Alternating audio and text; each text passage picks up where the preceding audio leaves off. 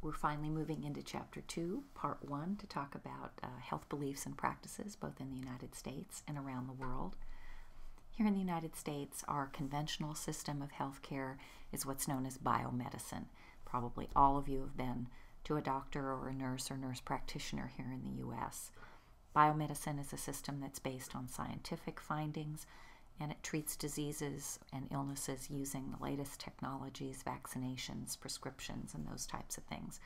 But also, our book recognizes, and we probably recognize, that we do have a pluralistic medical system, meaning that there are many different medical models that can still function here in the United States. We, again, probably recognize from our own lives that we don't go to the doctor every time we're sick.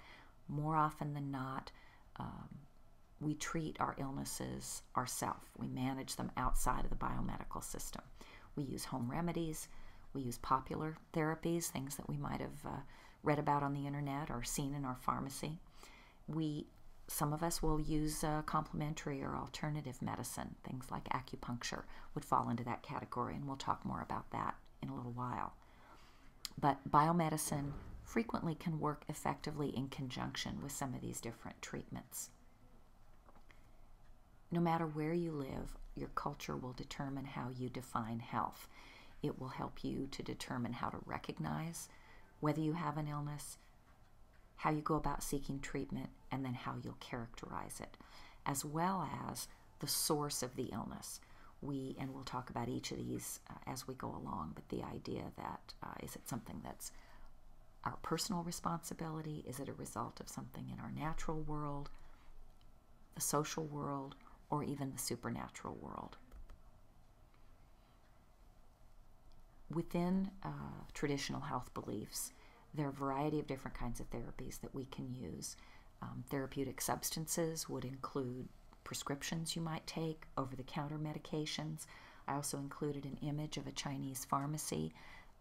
They're very interesting. They include a lot of herbs and parts of different animals that would also fit into that category of therapeutic substances, teas and those kinds of things. As well as we can apply physical forces, and we can use what are called magico-religious interventions. Some magic, some related to religion or spirituality.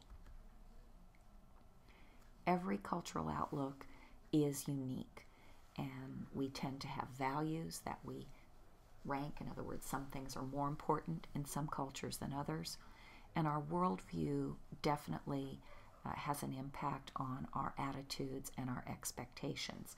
And I chose this picture specifically of what looks like a young man sitting on a sidewalk, panhandling, and depending on your worldview, you might have a different attitude toward that picture. You might look at him and think, he looks young and healthy, why doesn't he get a job? Or he looks like somebody that I know that fell on hard times and could use a hand. Or I wonder where his parents are.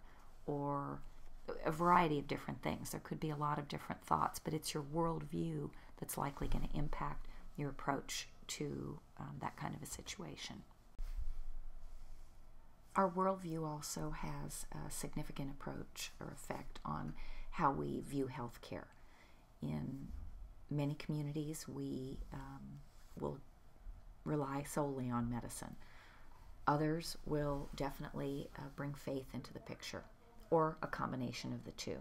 And the image I chose was of a mother praying for her child who's sick. In some societies, there's an indifference as people reach the end of their life because there's a belief in reincarnation. And so you have to, again, be mindful of that. There's also the idea, both here in the United States and in other places around the world, of preserving life at all cost versus denial of life support. And sometimes there's suspicion associated with that. And then many cultures believe that the physician is the expert and is in charge. In other groups, there's a belief that the family should make those kinds of decisions. So again, just recognizing that there are differences. The World Health Organization says that health is a state of complete physical, mental, and social well-being, not just an absence of disease or infirmity. And in other cultures, there's consideration of natural, spiritual, and even supernatural dimensions. And we also consider, is it about symptoms like fever and infections, or is it about being able to fulfill our daily responsibilities? And I, again, chose some specific pictures of, the top picture is a young woman that probably has a pretty healthy approach to life. She's out working out, and we might think that she's in good health, although we may not know that she has diabetes or high blood pressure.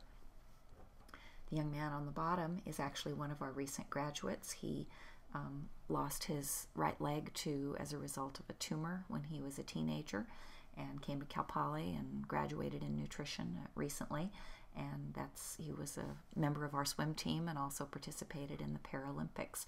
And I would definitely consider him to have excellent health, even though in some societies, he might be viewed as not healthy because he only had one leg, even though all of his responsibilities were able to be fulfilled in his life. Our biomedical worldview emphasizes a number of different things. The book goes into much more detail than this, but it's basically a mastery over nature, even in our approach to our own normal body weights. It's the idea that we can control the food that comes into our body and the activity that we expend in order to achieve a weight or a size or a physique that we're seeking.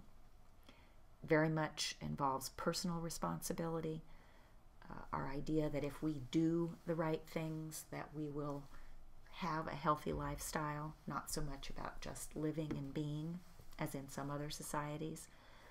We look very much at ourselves as an individual unit, usually without a lot of consideration of the family and impact of the family.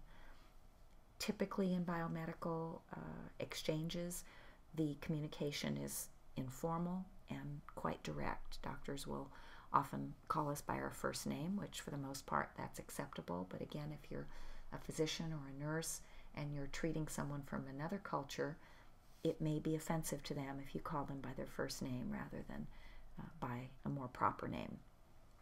And we do also focus on the physiologic characteristics of disease, the measurements of laboratory values, the measurement of blood pressure, those kinds of things. In other cultures, there may be more emphasis on a harmony with nature, an absence of malevolent forces or negative forces, how the individual or the group relates with the universe or their larger world. There's a focus on pleasing ancestors, integrating mind, body, and soul, as well as being able to accomplish daily responsibilities. Health attributes are another aspect of our health that will see significant variation depending on the culture. Perfect example is hair. We put a lot of emphasis on hair in the United States, and it needs to be shiny, and it needs to be clean, and it needs to have no dandruff and those kinds of things. And yet in many parts of the world, having hair that is oily is considered a sign of health, and it's considered completely normal. The others, bowel movements every day, normal menstrual cycle, those types of things are very much looked at greater or lesser importance depending on the culture. And even something like we consider pregnancy in the United States to be a medical condition. Women get both prenatal care and postnatal care, yet in many cultures pregnancy is seen as a normal part of the life cycle, and prenatal care is not considered a part of the norm. And so if someone came to the United States and they were pregnant, they may or may not seek out medical care for being pregnant. And then finally, the idea of body image. This is something where there is huge variation depending on the cultural perspective. It's we look at weight very differently, as our anthropologist in the opening video that we watched when we met in person talked about, that it's really quite natural for women to put on a little bit of weight when they're in their childbearing years to serve as a protection during pregnancy. And yet we also know that there are many risks associated with being overweight. We see more diabetes, we see more arthritis, cardiovascular disease, those types of things. So just understand that there are variations in perspectives and values of thinness versus what you'd consider a moderate weight versus overweight. And in general, the cultures that are listed tend to value weight more. Weight is seen as a sign of prosperity and of good health in those cultures, whereas thinness is usually a reflection of illness or poverty. And yet oftentimes here in the United States, it's sometimes seen in the reverse. So we'll stop here and then move on to the next section of slides soon.